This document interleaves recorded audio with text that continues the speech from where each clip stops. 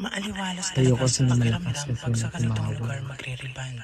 Matataas ang puno, madaming sanga ang mga puno, at malulusog ang mga puno. Pero kapag ang buhok mo na ang sanga-sanga at parang puno, hindi siya maaliwalas sa pakiramdam.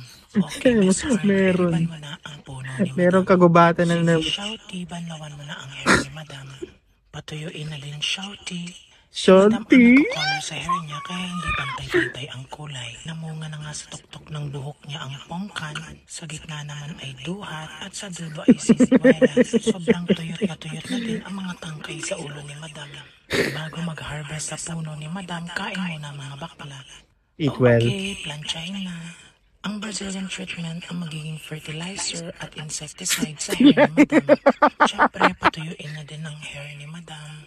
Okay, padaanan na ulit ng plancha. Wow! Ang ganda-ganda na ng hair ni Madam. Pwedeng-pwede naman nirahan ng mga ibon. Maglaro ang mga bubuyog. Salamat, Miss Heart.